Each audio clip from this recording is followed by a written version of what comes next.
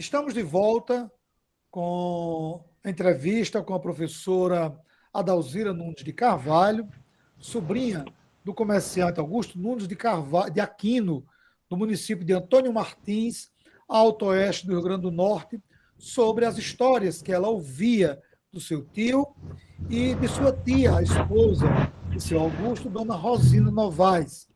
Histórias essas que relatam a passagem do bando de cangaceiros liderados por Lampião pela cidade de Antônio Martins no dia 11 de junho de 1927.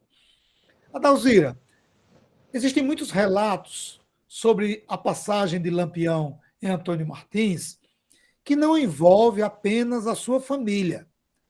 Eu vou citar aqui um exemplo de um relato, um exemplo de um episódio ocorrido e gostaria que você falasse se você ouviu falar desse relato.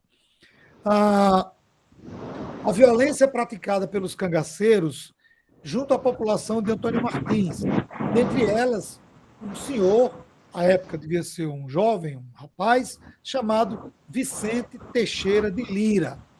Você ouviu alguma história do seu tio ou de outra pessoa sobre esse episódio com o seu Vicente?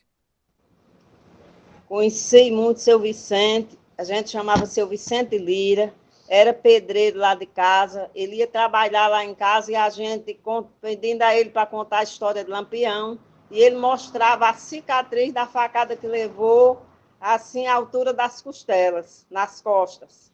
Então, seu Vicente, por que ele fez isso com o senhor? Seu Vicente ia passando, ele mandou seu Vicente pegar um animal para eles levarem, e seu Vicente foi pegar, o animal deu trabalho a pegar, e enquanto isso ele furou seu Vicente, deu essa facada. Aí soltou seu Vicente, felizmente abandonou seu Vicente, quando viu que ele estava ferido, pegou o animal e saiu do local. E seu Vicente, felizmente, ficou vivo para contar a história. Era uma facada grande, a lista nas costas dele era muito grande. Então, a gente sempre tinha essa curiosidade de perguntar o que ele viu, como era o pessoal do Lampião, tudo isso. Um outro episódio que também eu vi em alguns livros que narram a passagem do bando de cangaceiros liderado por Lampião na cidade de Antônio Martins é o episódio na igreja de Santo Antônio. Eu não sei se esses relatos são fidedignos ou se são boatos, e eu gostaria de saber se você ouviu. Segundo alguns relatos, alguns cangaceiros teriam entrado na igreja de Santo Antônio, se ajoelhado, rezado, se benzeram e depois saíram sem perturbar os fiéis que ali se encontravam. Essa história, você ouviu de alguém? Você pode confirmar ou não se isso aconteceu assim como está como está narrado em alguns livros? Eu nunca vi tia Augusto e Dona Rosina falar diretamente nesse assunto, mas, assim, algum comentário que diziam que Justino Ferreira, um dos fundadores de Antônio Martins, estava lá nas imediações da igreja quando os cangaceiros chegaram e tiveram acesso rápido à igreja. Como eles respeitavam muito, perguntaram quem era o padroeiro e, segundo os comentários, nada aconteceu. Mas tia Augusto e Dona Rosina nunca se referiram a esse fato com precisão histórica. Eu acredito que tenha acontecido, mas por parte deles eu nunca ouvi esse comentário. Adalzira, de acordo com as histórias que você ouvia, como foi que a população reagiu? Estava em período de festa de Santo Antônio. A cidade devia estar com uma grande movimentação. E, de repente, entra um grupo de cangaceiros armados. E como é que a população reagiu a isso? Eles não tinham, assim, bem certeza, ouviam os boatos, mas não acreditavam que ele estivesse assim tão próximo que fosse chegar em tempo tão curto. Então, algumas pessoas foram mais precavidas e deixaram a cidade, abandonaram as casas, fecharam, foram para os sítios, foram para o mato, e outras pessoas permaneceram. Existe, por exemplo, alguns comentários, como, por exemplo, seu coqueiro, que era uma pessoa que morava lá no local onde ele passou, entraram na casa de seu coqueiro, fizeram 2 tentativas, então, numa delas, conseguiram abrir a porta, encontraram um pacote de dinheiro que seu coqueiro tinha deixado, levaram e disseram que era um homem tão bom que tinha deixado dinheiro para eles. Lá em seu João Batista e Joaquim José, que eram também dos fundadores da terra, os 2 irmãos não se entendiam. Então, estiveram na casa de Joaquim José, na casa de seu João Batista. Quando souberam que os 2 eram entregados e eram irmãos, fizeram assim muita chacota com eles. Amarraram os 2, trouxeram para a rua, andando de costa um para o outro, amarrado. E depois soltaram seu Joaquim José, mandaram ele subir no alpendre que tinha, subir e pular de costa, amarrado. Esse episódio já foi posterior à estada deles lá na casa de Augusto, e Tia Augusto já estava podendo defender.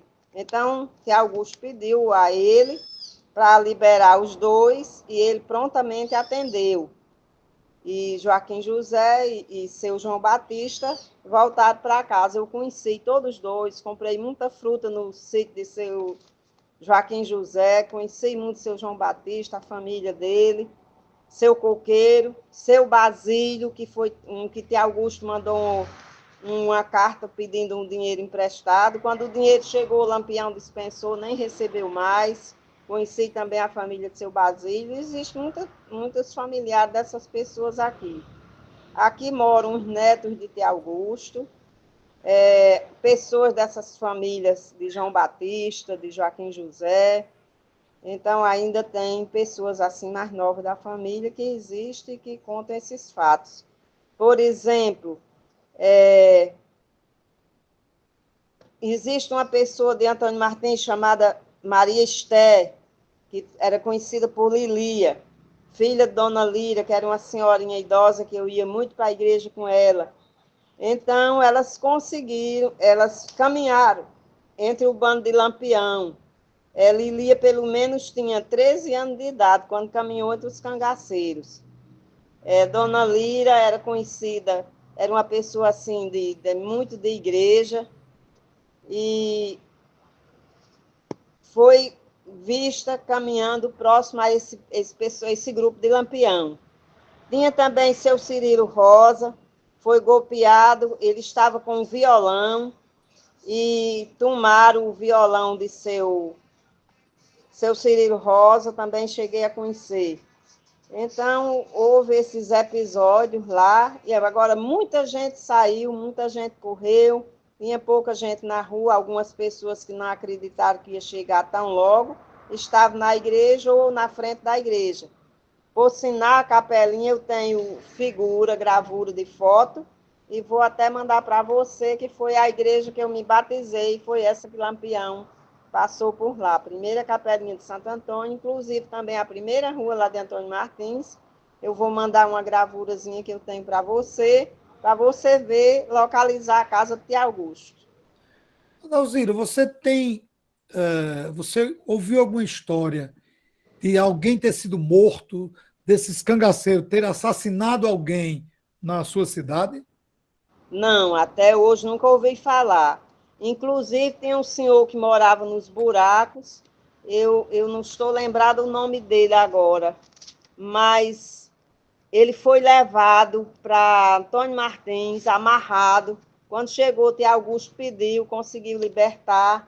Estava havendo até um casamento no sítio Buracos, e eles foram para lá, disseram que iam se alimentar lá no casamento. Tia Augusto pediu a eles: pode participar direitinho, não mexam com ninguém, que é um pessoal bom.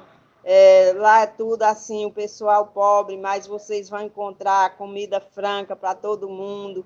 Então, tratam todo mundo direitinho. Ele garantiu, passaram pelo casamento, se alimentaram lá, tocaram muito por lá, e não mexer com ninguém. Nunca ouvi falar que realmente morresse alguém em Antônio Martins nesses ataques de Lampião. Nós estamos encerrando o nosso segundo bloco da entrevista com a professora Adalzira Nunes de Carvalho, sobrinha do comerciante Augusto Nunes de Aquino e de Dona Rosina Novaes, moradores da cidade de Antônio Martins, cidade essa, no alto oeste do Rio Grande do Norte, e em que o bando saqueou algumas casas de comércio, inclusive a do seu Augusto Nunes, e ah, por ocasião da passagem do bando de cangaceiros, né, a, a dona Rosina teria sido ameaçada de ser raptada, e é esse ponto do rápido, do papel de dona Rosina em, eu diria, salvar uma cidade inteira das garras de Lampião. E eu peço a você que está nos assistindo, dê um like, se inscreva no canal. Se já é inscrito, compartilhe a nossa programação. Semanalmente, uma entrevista sobre um tema da nossa história. E hoje, a conversa sobre a passagem de Lampião e seu bando no município de Antônio Martins, alto oeste do Rio Grande do Norte.